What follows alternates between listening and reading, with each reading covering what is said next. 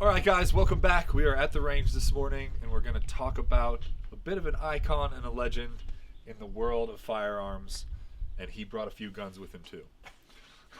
It's the guns that are the star. So thanks for being here again, Glenn. Absolutely. We're going to get into it, guys, and we're going to shoot some high powers. Just real quick, show us, kind of walk us through the three that you brought for us to shoot today. Okay, this first one here is a Canadian Inglis, made in Canada, Toronto, Canada, in World War II. After the engineers from FN left the country before the Nazis took over, and they produced these, and they were used by the Canadians, they were used by the British, and a lot of them went to China. Most of the ones that went to China were pretty well eaten up. They didn't clean them. They pretty well destroyed them. But this is a nice original finish on this. It's the original paint finish on it. Shoots very well. The tangent sights here at the top calibrated out to 500 yards, which I still think is a little bit optimistic for a 9mm. Seems a little. But I'm glad because, yeah, you know we had to shoot the one with the stock. Absolutely. And unfortunately, yeah, we probably won't take it out to 500 today, but we're definitely going to take it out to that 100. We're going to do the 100, that's for sure. The second one was a Nazi-produced one. This is the one that has the trench art on it. This will be the very first time that it's been shot in probably 40 years. Oh boy! I have not shot it. Then this will be a true test to the longevity of the high power. Yep. And the last one is my 1970s produced Belgian Browning. It was my carry gun for some time. Just a great shooter, standard stock kind of a thing. Great. Fun guns. I'm glad we have a variety of ages here. Well, two of them for World War II, and one of them more modern. A little more modern. But they've been making them continually since the 1930s. Yeah. It's the model 1935 or P35. I'm sure you want to do this one first. I mean, I'm here to take instructions, but if we can, that'd be great. Well, mag release button there. Loads up just like any other standard 9mm. All right. Should I take it for distance first? Go ahead and take it for distance. Let me put my eyes on here. See if I can. It's kind of a tight fit. There we go. And just pull and release the slide, and you're all set.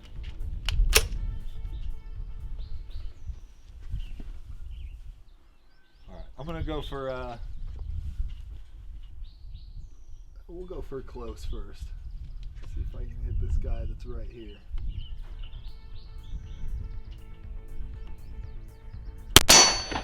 Yep, you got it. Yeah, that hammer comes back. Got me right on my little thumb bone there.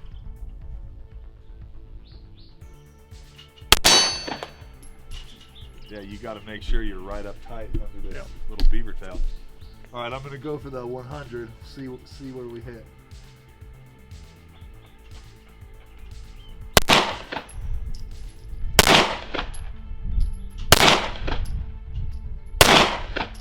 Man.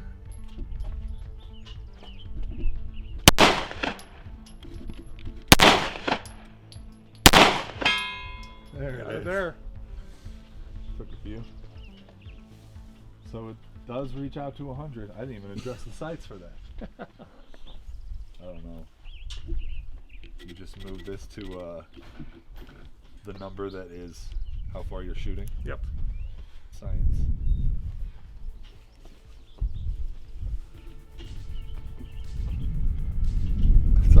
Hold it the way that I want to hold it. Well, it's not a rifle and it's not a pistol. It's kind of a hybrid. So yeah. A little awkward.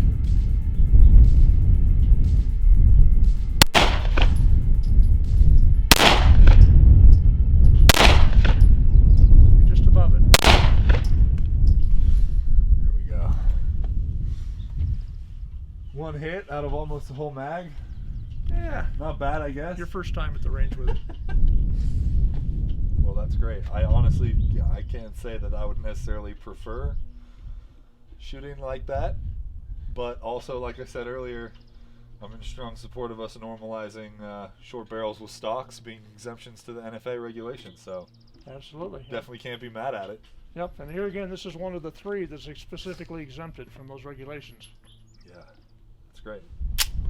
All right. Oh, this doesn't have a front sight. Yeah, didn't have it when I got it.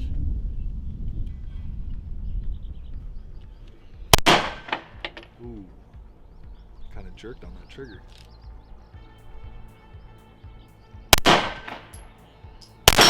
There we go. We've got a jam there. Got a little jam.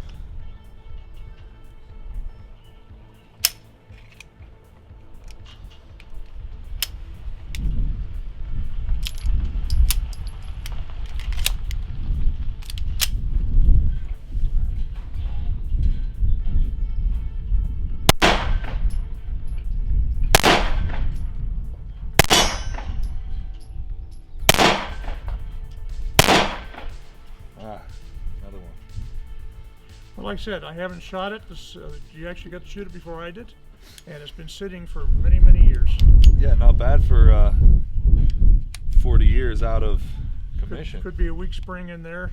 Could be any number of things. I'm sure we can fix it. Well, you better shoot this one. I'll put a few rounds in there for you. Maybe it'll work for you. Who knows? It's tough without that front sight post to keep a consistent line of sight. You got to aim with it? I thought you just... No? Well, you can show us how it's, I guess it's supposed to be shot.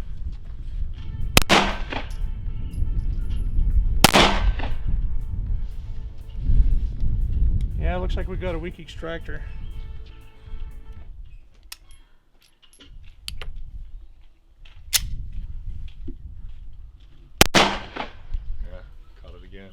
Yep. This one definitely is the it's the aesthetic piece. Yep. That's one of the reasons I hadn't shot it. Definitely is for show, yeah. Yep. Well, appreciate you letting us shoot it today. Sure. I mean, it fired.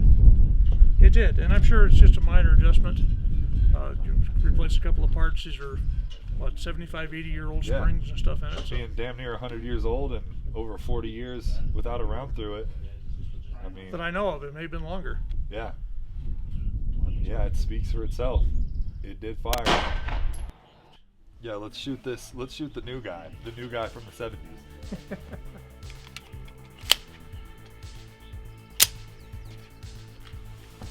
Oh yeah, there's a nice sight picture.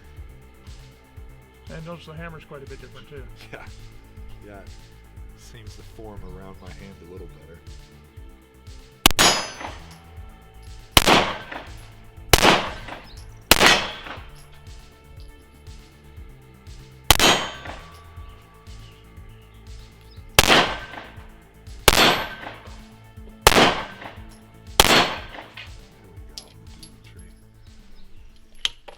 Kind of hard to tell, but the action on that one when it was going a lot smoother and faster than this one was.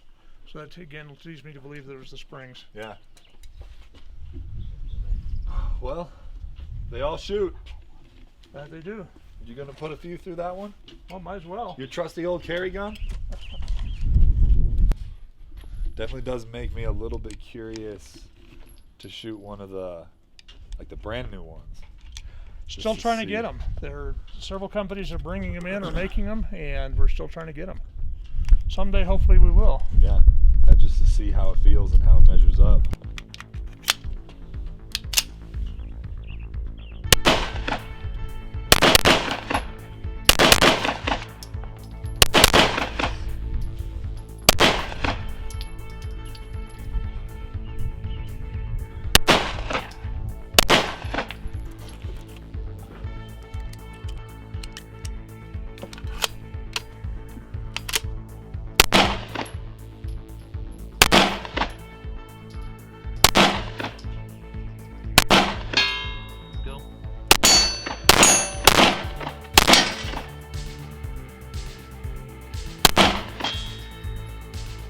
That's a small one? Maybe.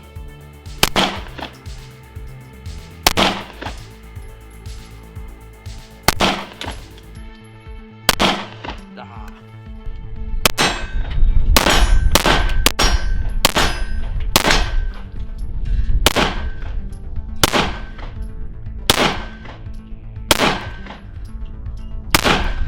There we go. It is. This is so weird. Feels just not right. It feels different. Where do I put this hand? The other hand, maybe. don't know what to do with it.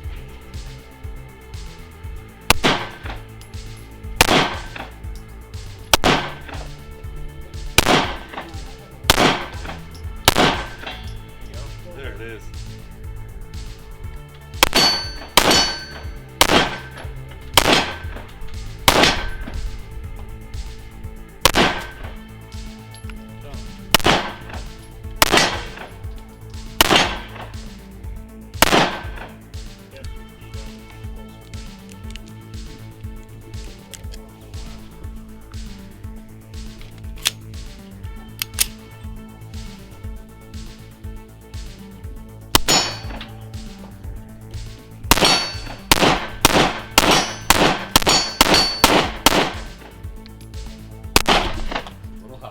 That's kind of a weird thing. It's weird.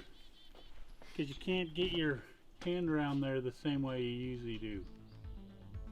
There it is. Extract the spring and just shell.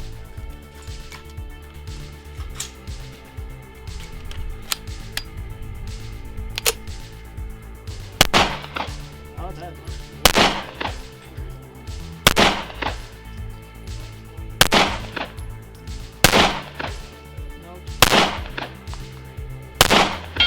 There it is.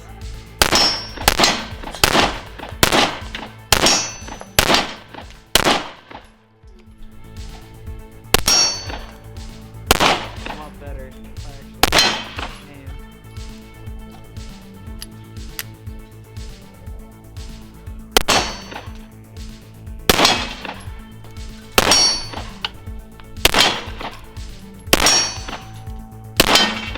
The trigger reset on those is a lot different. It feels nice, but it doesn't actually click until you're all the way out. You can't just do like a half reset or anything. It does have to be all the way through. All right, guys, we're back in the studio today, joined by our local gun guru, our friendly neighborhood gun Santa, Glen Partial. Appreciate you coming back over and bringing a bag full of goodies. Well, Santa always brings a bag full of goodies, doesn't he? And we love it. Excited about a very iconic, legendary gun today that has been around for a long time. And About 85 years. yeah, and I mean, it's always kind of been in the mainstream in one way or another, but has recently, there's been kind of some resurfacing of some new versions and new iterations. Mm-hmm. So this is the Browning High Power. More properly, just the high power. Now, Thank you. Browning was the one that has made them for civilians for many, many years. But there have been many fixtures of the high powers over the years, of course. Okay, so there being so many versions of the High Power, is that like a name that needs to be licensed, or is this just anybody can make one? It's like 1911 High Power. Exactly, yeah. They've been manufactured in countries all over the world by a lot of different places. There's several companies right now that are bringing them back on the market. Browning a couple, 3 years ago made, in my opinion, the mistake of discontinuing it. They said it was too expensive to manufacture. They were, for the last number of years, had their parts made in Belgium at the FN plant, and then assembled in Portugal to cut down on labor costs. It is a labor-intensive, gun to do. Anytime you have a lot of machining, a lot of steel, and what have you, it's going to be more expensive than doing an injection mold of a polymer gun. For sure. But there is a market for it. When FN came out and said they were going to bring out the high power again, and the price was going to be something around $1,200, $1,300, $1,400, nobody gasped. Everybody was ready for it. Where can I get one? Yeah. So there is a market for it. So okay, so you have, I don't want to get into the specific details right away, but you have a few different iterations here that we're going to go through. Yeah. Different versions and models and ages and origins, I'm sure. Absolutely. Maybe a little bit of a back history would be good on the high power to begin with. It was the last gun that John Moses Browning worked on. Now, he passed away in, I think it was 1926 or somewhere along in there, long before it was finished. And it was finished up at the FN plant in Belgium by somebody else. But he took ideas from the 1911, then the a lot of the patents on some of the parts of the 1911 expired, so the FN was able to go ahead and continue using those to do it. It came out in 1935 is how long it's been around. And we can thank the French for this gun, believe it or not. Now, All right. The French put out a contract. Bear with us. The French put out a contract for a military sidearm, had various qualifications that needed to be made. Having a double stack magazine was totally unique on the thing, for instance. Yeah, but they didn't end up adopting them because the French, of course, are fantastic weapons people. They have nothing but the finest weapons, right? But it continued on. And it came out and was issued and used all around the world. There have been over 50 different countries now that have used the high power as far as a military sidearm, as an issue sidearm. Yeah, that's so fascinating that this has been so widely issued. I mean, yeah, there's a lot of guns you can find all over the world, but like this has been so diversely issued as a military firearm. Back in the 1980s, the high power was known as the Rolex of Handguns. That was the top primo handgun of the era. Really? If you watch the original Miami Vice TV series, you see a lot of high powers on there. High powers and Mac 10s. Yeah, But it's pretty Hollywood. Yeah, it's a great gun. The one thing that, well, one of a couple, three things that the new productions that are coming out, whether it's going to be from TSIS or Gearson or FN or even the Springfield, they've eliminated the magazine disconnect on it. That was a requirement put in by the French that they continued on, and it's absolutely worthless. Most people end up taking them out. Yeah, that's what. Yeah, I know a lot of people take them out. Even some people saying that the trigger actually feels better. Oh, it's much better. When you don't have two pieces of metal rubbing against each other. Disconnect. So that was a pretty common thing for people to do. Yeah, matter of fact, you can see this is a magazine here. This is where the disconnect would have been rubbing. Oh yeah. And this magazine was polished off to try to make it better, but you still had a rough piece of metal rubbing on there. That's an early magazine with a metal follower. That magazine is probably 1940s. But even back then, they were recognizing that it was a worthless thing, and I'm glad they finally got rid of it. Yeah, and this was maybe like the first pistol that was considered to have like high capacity magazines. Yeah, it was.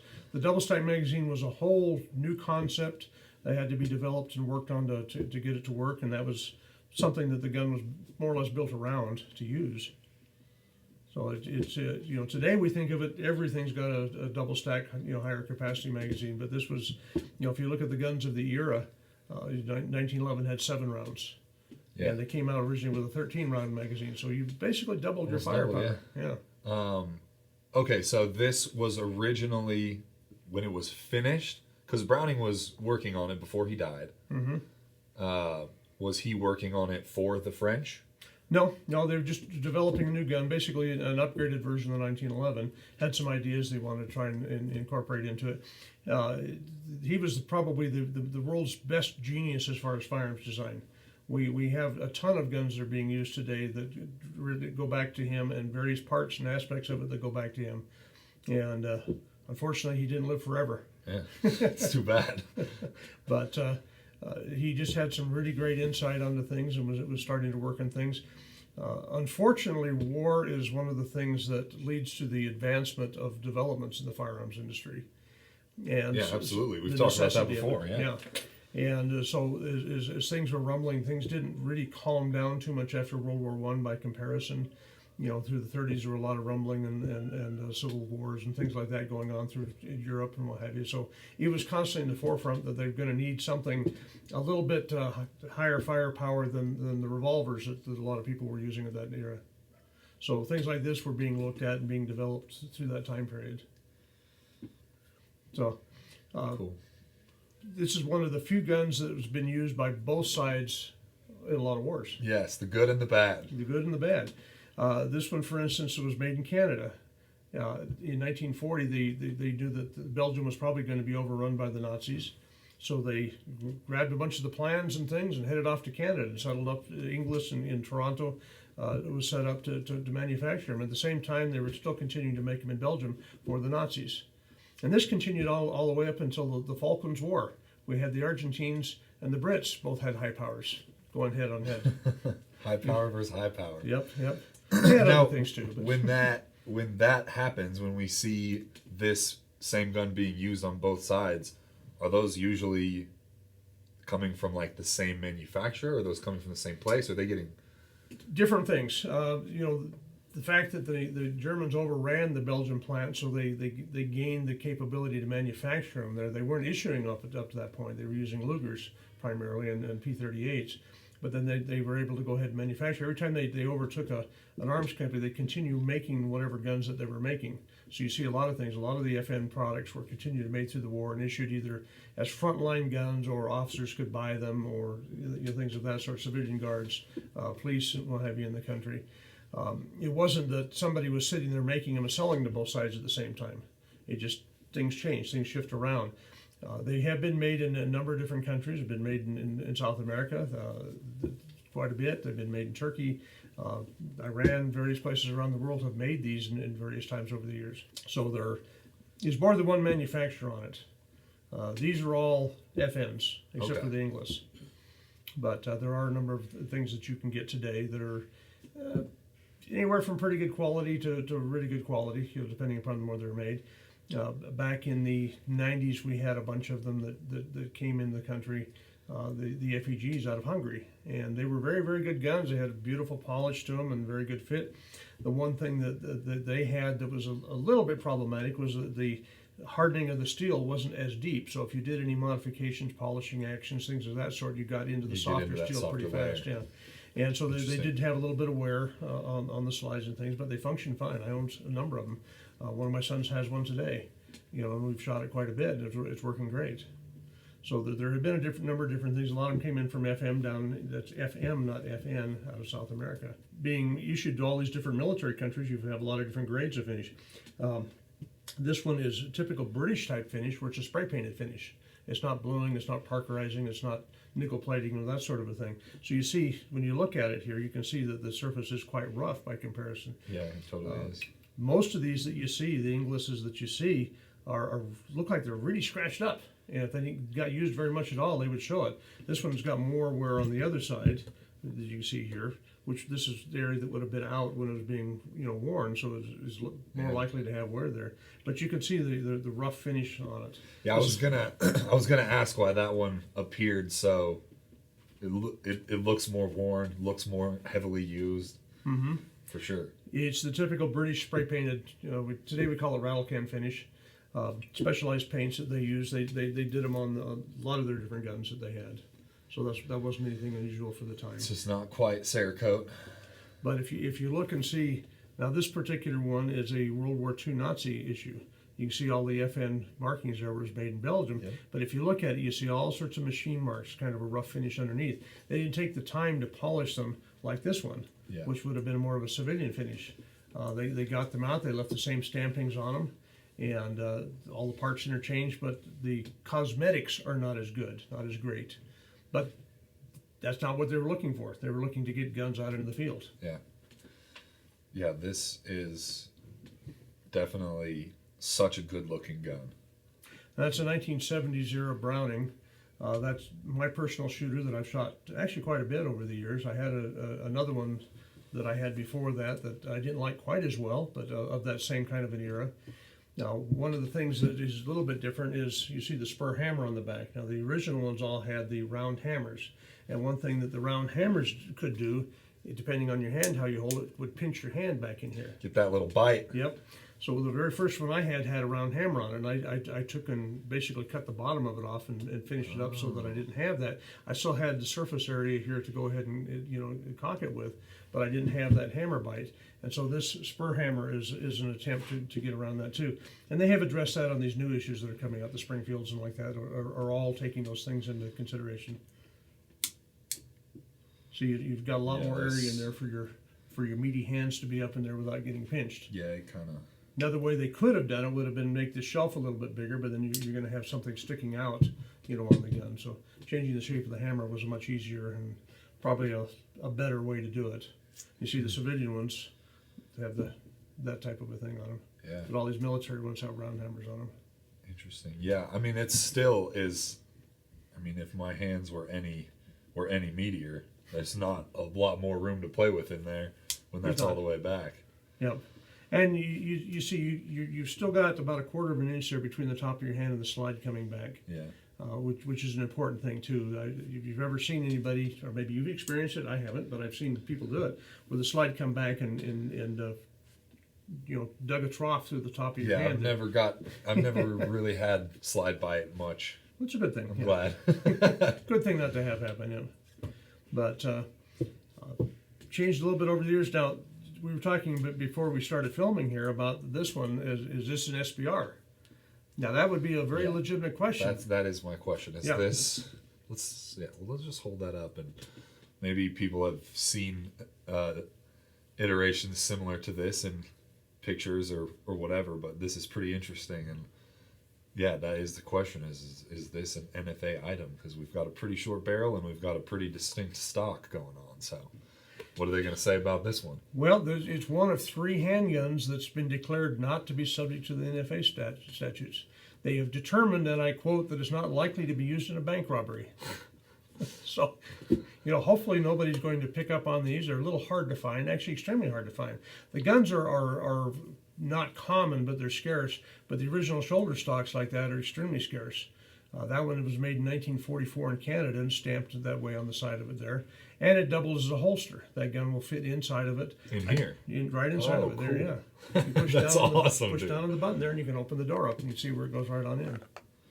Slides right in there. Wow, dude.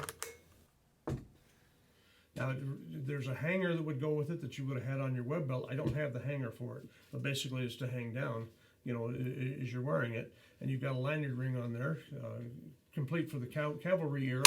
In case you dropped it, you'd had a string basically attached so you could retrieve your gun. I would say strongly that we as a society need to normalize short barrels and stocks being exempt from the NFA regulations. I think so. Put that up your shoulder like you're going to shoot it. See how comfortable it is.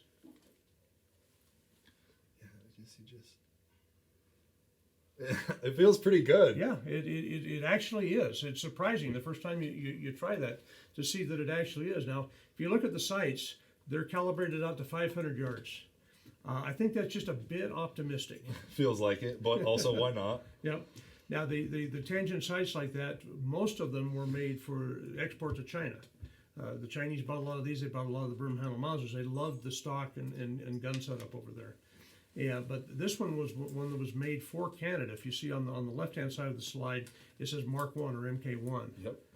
That was one that was made for the Canadian one. So having the tangent sights and that on there makes it a little bit scarcer than some of the other ones. Now having that stock, especially in as good a condition as that is, that's a nice original stock on there. And it's really hard to find the stocks in any sort of condition. I haven't even seen anybody make any reproductions of them. They're just, it's one of the things you just don't see. Okay, so we have our Canadian-made MK1 with the stock, NFA exempt. Mm-hmm. What do we have here? Tell me about this one. Okay, that is a Belgian made in the FN plant. That is one that was made under Nazi control. You see the little Waffen proofs, the little WAA and the eagle that's stamped on various places on it. There's one stamped up in that area there, for instance. Oh yeah, sure enough. And it like I said, Tiny it had little details. little details like that. That was the acceptance stamps that met the specifications and qualifications that the German government had put up on it. And this was a real popular gun that was carried by a lot of officers, ones that could go out and buy their own gun. For a field use gun, it's a lot better than the Luger. Now, I love shooting Lugers. I love them. They're great guns. But the mechanisms really don't hold up nearly as well in a dusty, muddy type of environment. This will. This will also hold up to really hot ammo. There's some submachine gun ammo, plus P plus ammo that's been out there, and this is one of the few pistols that will hold up to it. Really? Yeah, there's a lot of other guns that you wouldn't want to run something like that through. It's just way too hot for them. Now, I don't recommend running super hot loads through them as a regular basis, All but the the gun was designed with the strength to be able to hold it there. So that's a basic gun that was started making them in 1935, and said after the FN plant got overrun in 1940, they continued on making them through the war, and then they picked up after the war and made them up until just a very few years ago.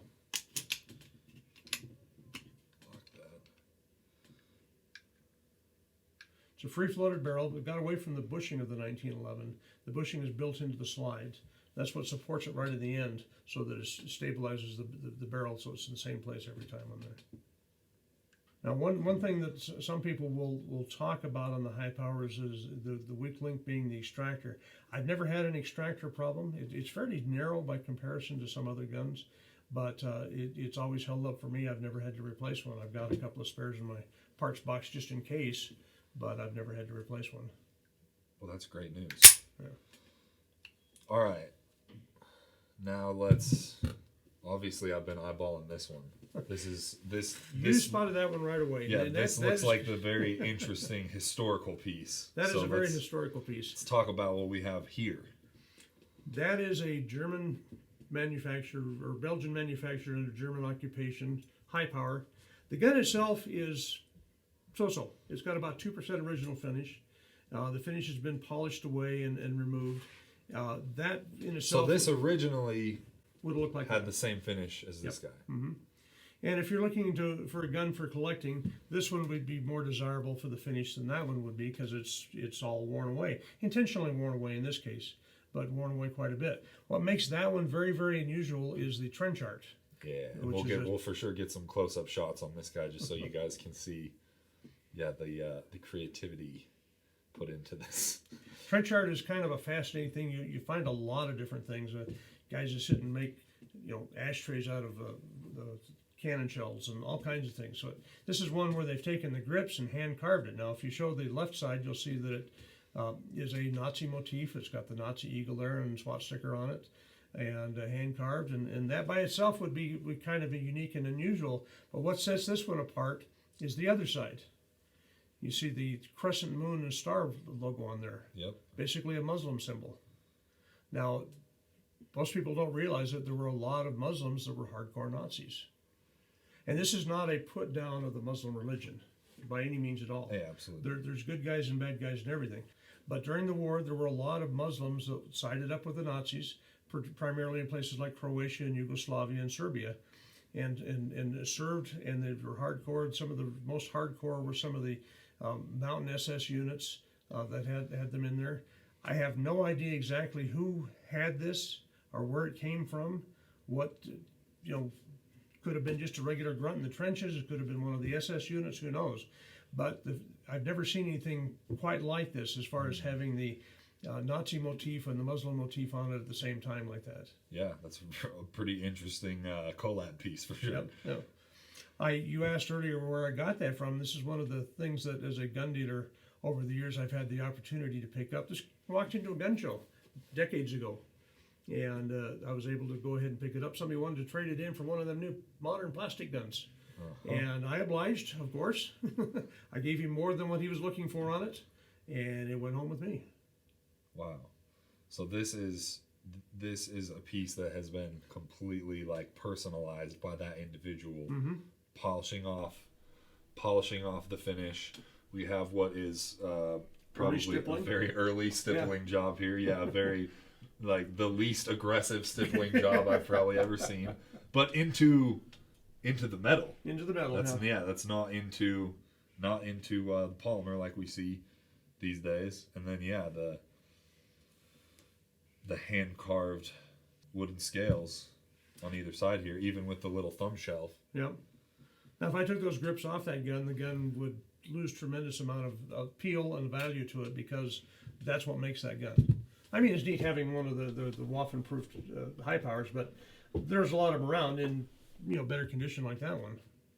So it's just kind of a unique thing that I've had, and never seen anything quite like it. Yeah, that's really interesting.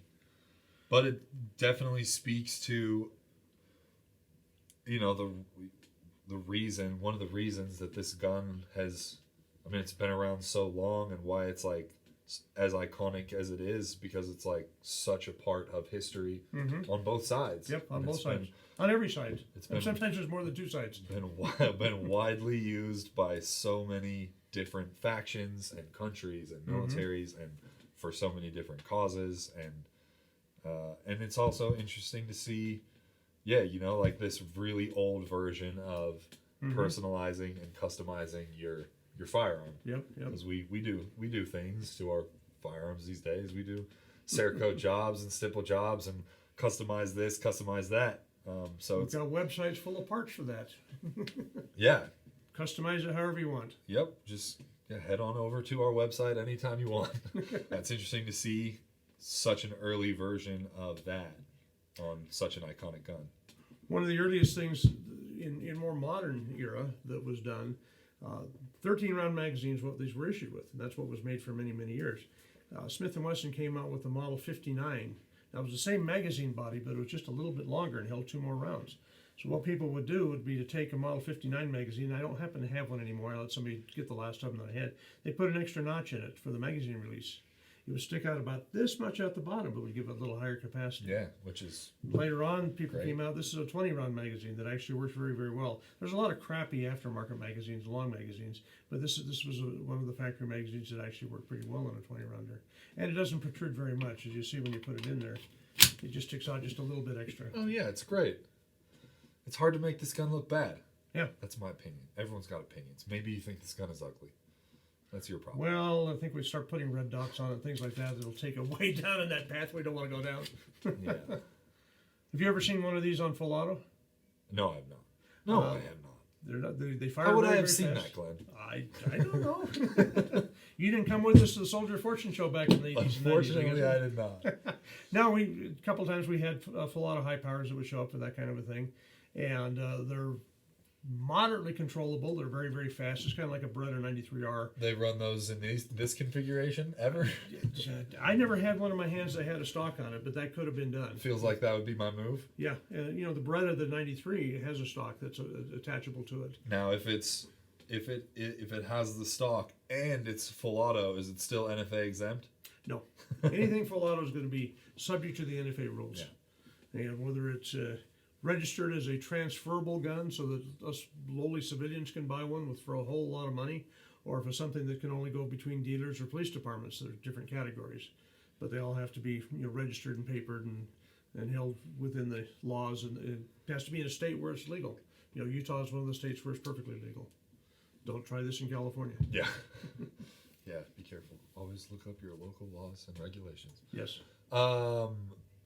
Do we have multiple calibers on the table here? These are all 9mm, which is the predominant caliber. Towards the end, I say the end, the last 20, 30 years, Browning was producing them in 40 caliber. They started that in the 90s when the 40 caliber came out. It wasn't nearly as popular in that.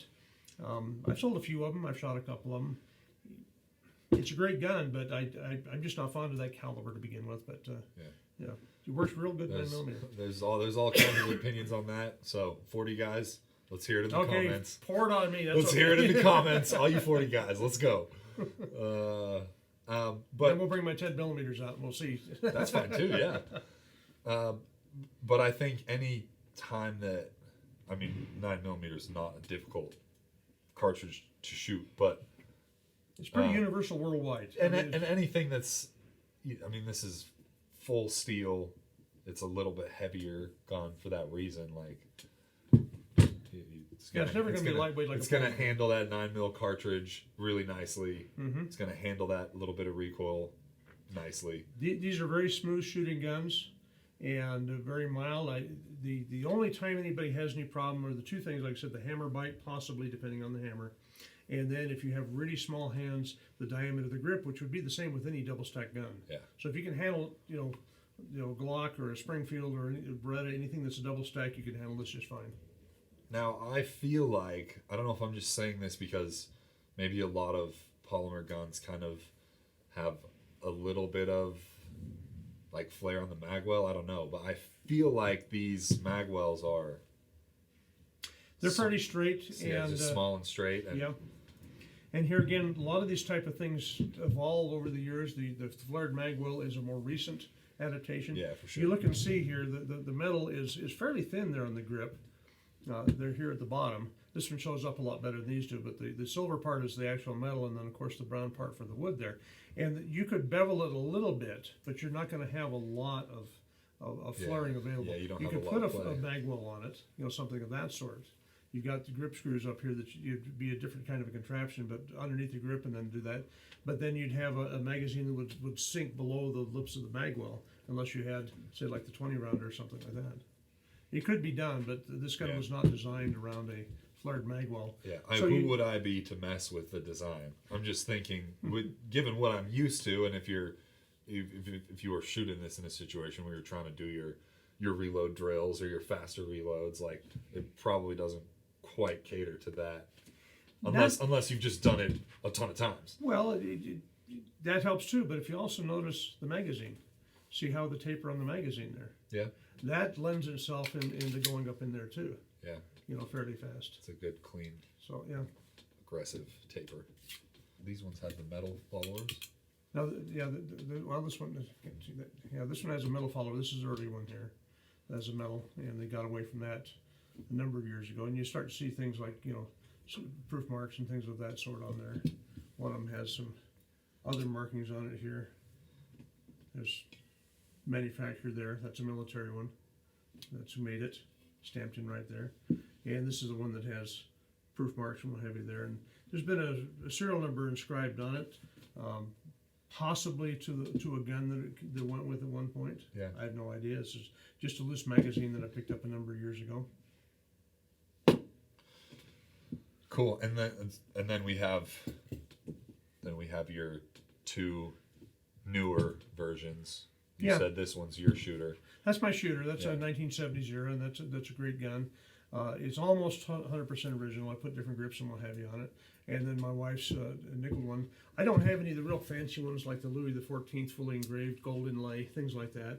I don't have anything like the gold inlay one that Mo Market Offie had, things of that sort. But I think it's a very elegant looking pistol. Oh, it is. Yeah. Yeah. My wife's one has had some aftermarket target sights put on it, Yep. which make for a very, very good target See gun. that? Now, most people don't shoot single actions. This is a single action. You'll find that the action on a single action is going to be a lot different than a typical double action or striker fired gun. You're going to be a lot crisper, a lot less trigger travel, that sort of a thing. Once you get used to it, you'll find that your time is probably going to be a little bit better. Yeah. I have a hard time when people hand me a gun and say, check the trigger pull out on it. It's a striker fire, and it goes mush, mush, mush. That to me is not a good trigger pull. But Tons of I mean, it may space. be great for a striker fire, but when you're used to single actions, it's quite a bit different. These say Morgan, Utah. That's where Browning is And located up here in Montreal. northern Utah. Yeah. Okay, so that's where these were made. Yeah. Well, no, the Browning doesn't make them. Browning doesn't make guns at Oh all. no, this says made in Belgium. Yeah, they contract out. They've contracted out for everything. Many things have been made at the FN plant. More recently, there've been a lot of things made in Morocco by Morocco and Japan, things of that sort. So they contract out with everything. Now, anything that Browning has manufactured for them has to meet their specifications. They don't turn out a crap gun. If you get a Browning, it's going to be a top quality gun, whether it's a shotgun, a rifle, handgun, anything. They have a fairly limited product line by comparison to some other companies. A lot of different calibers, but they're all very, very good as far as the fit, the metal, the wood, the polymer, whatever, depending upon the gun, you're going to have a top quality. And I don't own any stock in Browning, so this is not a commercial plug for it, but they make a very, very, as a gun dealer and gun user, I can tell you they make a very, very good series of guns. Do you know, is there anywhere in the world that these are still issued? I don't know whether any militaries are still issuing. Like I said, there's been over 50 countries that issue them. I would imagine that there's probably still quite a few in particularly some of the, what's the proper word, poorer nations type of a thing where they wouldn't be getting the newest and latest and greatest all of the time where they're issued. I would imagine there's probably a lot of police departments in those areas that are still using them and what have you, of that sort. I said in the 80s they were still used worldwide, so it's only been the advent of the polymer things in the 90s and after where a lot of these things started getting replaced. This was a hot gun in the 80s. Oh yeah, doubt. that was the gun. But they were found in Afghanistan, they were found in Iraq, and all the places we've been being in the wars in the last few years being issued on the other side. Thanks again for having these and Sure, it's one of my bringing them in favorite handguns of all time. I'm glad that we could bring them in and share them with a few people and see them because it's something that you don't see terribly often. This is history. Whether it's good history or bad history, it's history. It's happened. Whether it was good people or bad people, it's history. It's happened. And you need to study these things. You need to learn these things. You need to be aware of why some of these things were. yeah. Have you ever read the book American Gun? I have not. No. It was written by Chris Kyle, who was the American Sniper. He wrote that book as well. But it was like his choices of like the 10 most, I think, influential guns in American history. I thought it was a really interesting book. If you ever Sounds like it'd be a real good book. If you ever take a look at it, yeah, I'd be interested to just hear what your thoughts are on what you maybe agree with or disagree with, or because it's just it was just his choices, right? But a lot of cool stories and talking about cool iconic guns, and I enjoyed that one. But the history is cool, and we've said it before, but I think like firearms is one of America's legacy industries. It's kind of been one of our things since the very beginning, and so the history is an important part of that. It is, and for the last 250, 300 years, guns have been part of America. People have been making their own guns. I cringe when I see current politicians coming out and saying that you shouldn't be able to make your own gun anymore, that kind of thing. Well, we've been doing it for 300 years. Yeah. There's not a problem with that. The problem is something else entirely. Yeah. But these all tell a story, and they've been there, done that. So it's a great aspect of history. And it's great that we can keep these all tell a story, and like you said, I mean, we can keep shooting them and keep sharing this stuff on whatever platforms we have, and so that story continues to build and grow, and that's awesome. We're having a good time. Thanks for having me back. Yeah, always great. And we'll decide if you have any recommendations, or if the people out there, the powers that be, have any recommendations of what to talk about next. We're just gonna keep moving through stuff and telling the stories and learning the history. Well, I hope we do get some feedback on things. It's always good when it's something that's of interest to you rather than just, let's talk about this week. Yeah. Type of a thing. So, cool. One of my favorites.